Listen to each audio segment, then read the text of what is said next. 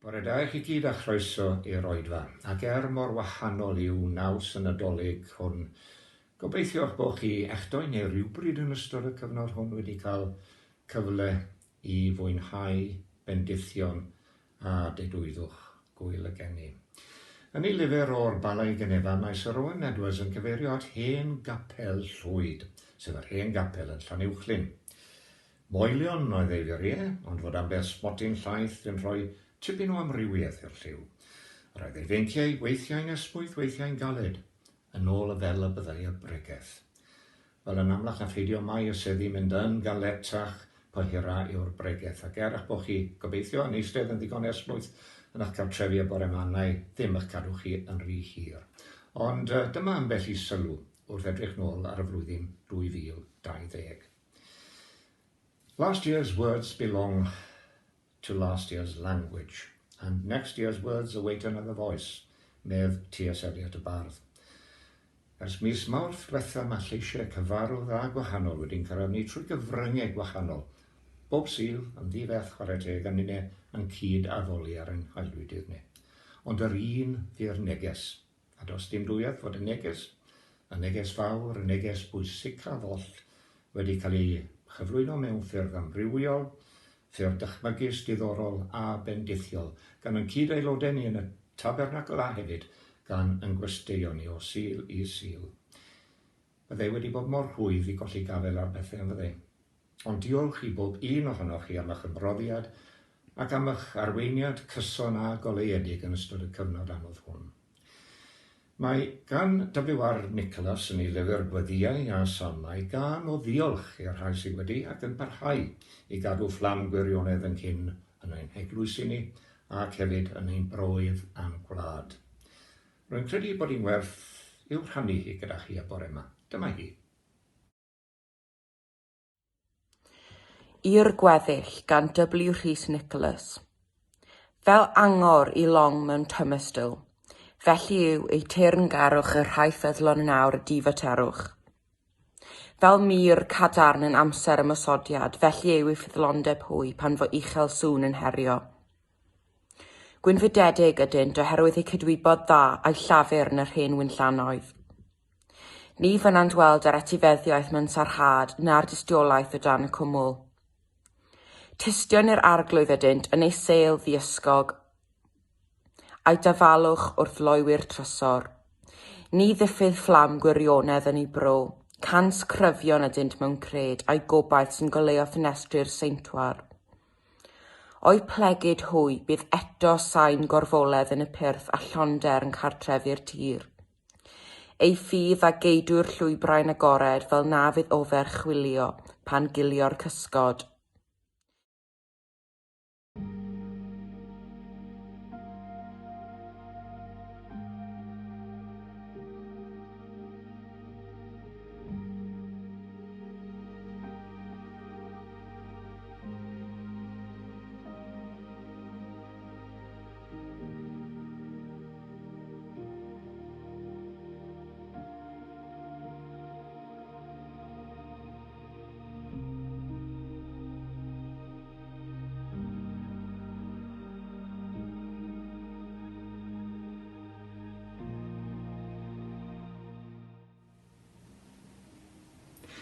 Ie, diolch i'r gweddill. Y rhai fi'n gofalu am y ddoi a'r heddiw fel y gallwn ni edrych ymlaen i'r dyfodol a byw mewn gobaith.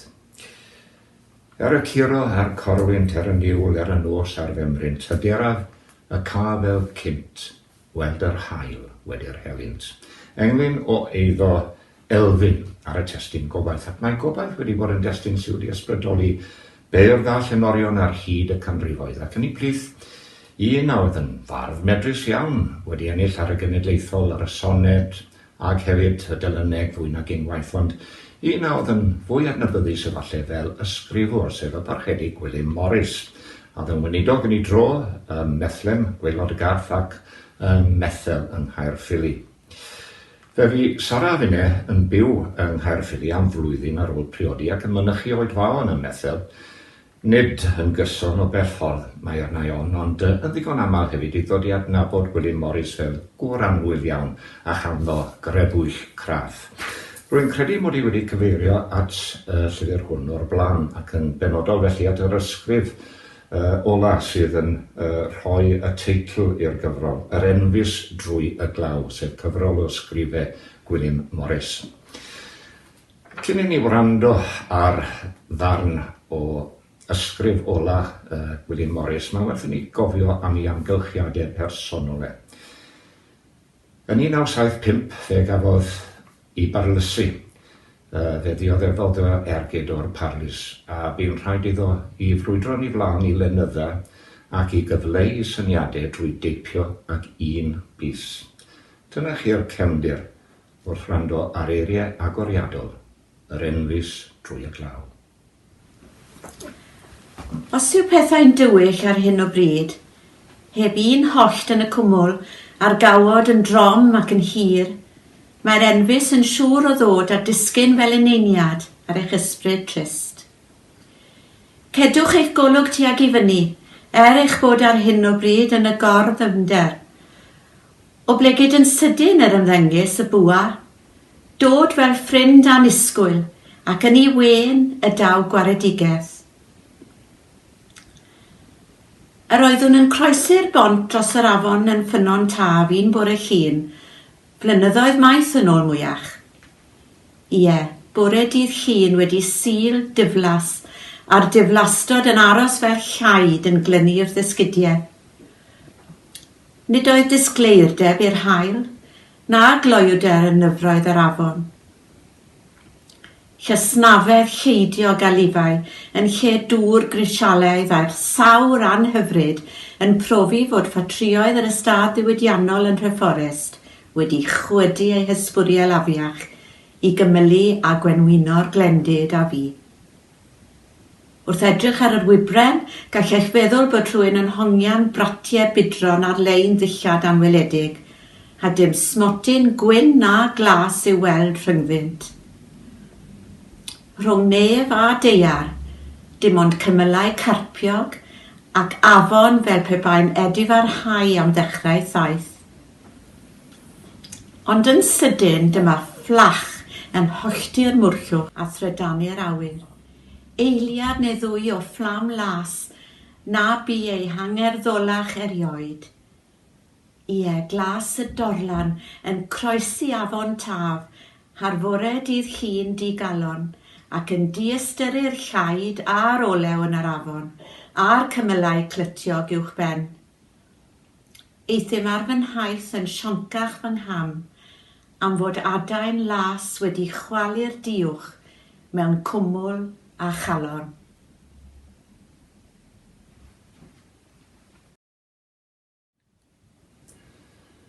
Nid rhamantu yma Gwilym Morris ond siarad o brofiad. Ei ffydd i ddewrder a'i ysbryd gobeithiol yn pefrio ar bob tudalen. Ac yna fe a ni blaen mewn darn arall o'r ysgrif i sôn ymhellach ynglyn â'r enfys. Fedra i ddim esbonio'r enfys yn wyddonol neu yn hermes swyddfa'r tywydd, ond yr enfys a weles i ar dro rhywbeth grasol ydoedd ac nid gwirthio. Ac am mai dynol oedd y cyfryngau, nid oedd e'n bob amser yn nabod y gymwynas. Yr oedd yn gymwynaswr cyffredin i ymddangosiad, mor ddiamhanger i ysbryd, ac weithiau ni wybu y llaw dde, weithred y llaw aswy. Ni cheidw'r enfys ddim sŵn, gwen a dagrau o'r cyfryngau bob amser. Ac yn anhwyrach yn yr ysgrif mae'n cyfeirio at ddiffiniad o'r enfys a glywodd mewn pregeth gan y parchedig J.W. Jones Conwy. Dyma ei ddisgrifiad e, millions and millions of tears and the sun shining through. Ac mae yna filiynau ar filiynau o ddagrau wedi cael eu tywallt yn ystod y cyfnod anodd hwn. Diolch i'r rhai a fi wrthi yn dwy'n golau hael i fewn i fywydau toredig. Nid ar hap a damwen wrth gwrs y dewiswyd yr enfys fel symbol i'n hargoffan i'w ymroddiad, dewrder ac aberth i hyd at angen mewn rhai achosion, gweithwyr y Gwasanaeth Iechyd a Gofal. A dylen ni ddim anghofio'r miloedd chwaith o gymwynaswyr sydd wedi dod â gwres o goleuni i fanau lle roedd oerni a thywyllwch yn teyrnasu. Y rhai fi'n cynnig gwen lle roedd Geraint iddo. Gobeth lle roedd gofid yn parlysu, a chariad lle roedd cysineb ac ofn yn brathlu. Ac yn y gair ola hwnnw sef cariad, yn anad dim y gorwedd ein gobeith. Dyma rai o'i nodweddion yn ôl yr apostol Paul. Os dwi'n siarad ieithoedd dieithr neu hyd yn oed iaith yngylion, heb gariad dwi'n ddim byd, ond jar metal swnllyd neu sŵn symbol yn cael ei daro. Falle fod gen i'r ddawn i broffwydo, a'r gallu blymio'r dirgelion dyfnaf, neu'r wybodaeth i esbonio popeth. Falle fod gen i ddigon o ffydd i symud mynyddoedd, ond heb gariad dwi'n dda i ddim. Falle mod i'n fodlon rhannu'r cwbl sydd gen i gyda'r tlodion, neu hyd yn oed yn fodlon marw dros y ffydd, ond heb gariad dwi'n ennill dim. Mae cariad yn amyneddgar, mae cariad yn garedig. Dydy cariad ddim yn cenfigeni, ddim yn brolio ei hun, nac yn llawn ohono ei hun. Dydy cariad ddim yn gwneud pethau anweddus, nac yn mynnu ei ffordd ei hun drwy'r adeg. Dydy e ddim yn digio a ffwdi, ac mae'n fodlon anghofio pan mae rhywun wedi gwneud cam. Dydy cariad ddim yn mwynhau gweld drigioni. Beth sy'n ei wneud e'n llawen ydy'r gwir. Mae cariad bob amser yn amddiffyn. Mae bob amser yn credu, bob amser yn gobeithio, bob amser yn dal ati.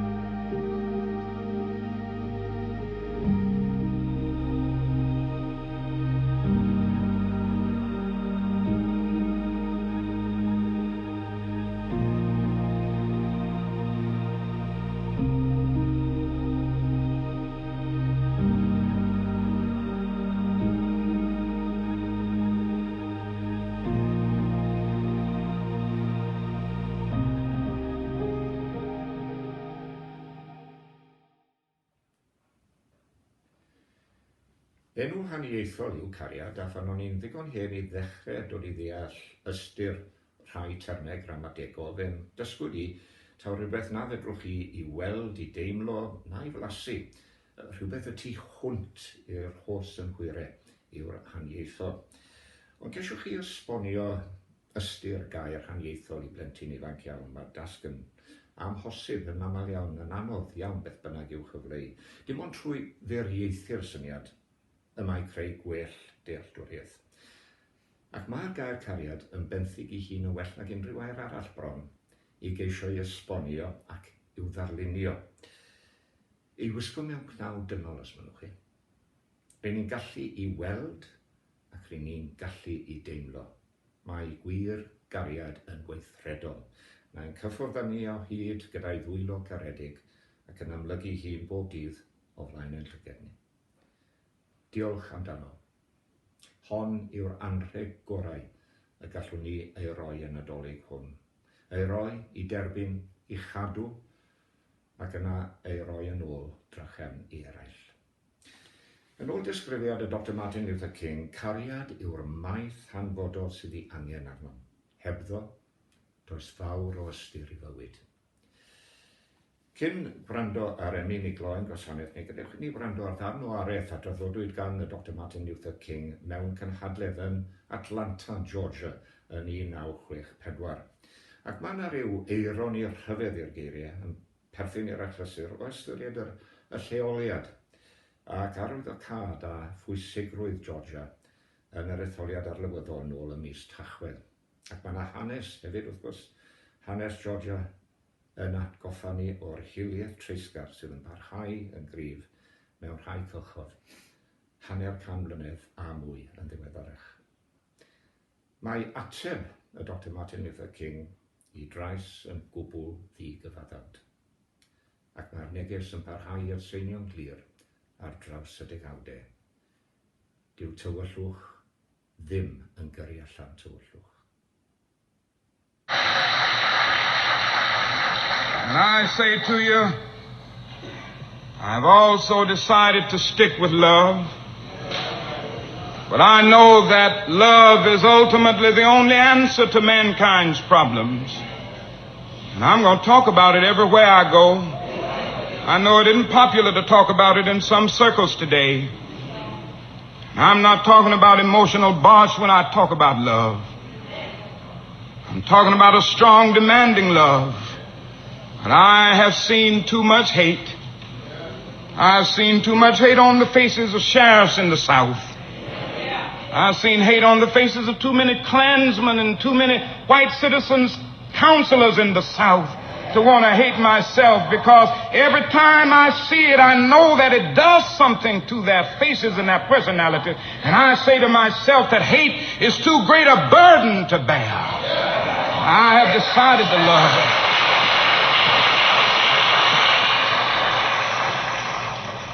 If you're seeking the highest good, I think you can find it through love.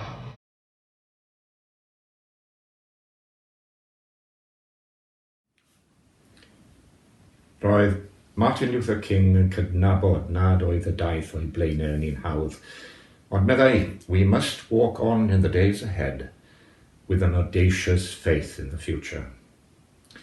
Yr un gobaith a'r cariad y mae John Roberts yn sôn amdano ni emyn ysbrydoledig, o tyred i'n gwaredu ysida, fel cynt y deithos darden newydd wedd, a'r drysau'n hau, at raid am ofnus bla, a'i cadarnhau a nerthol air dy hedd.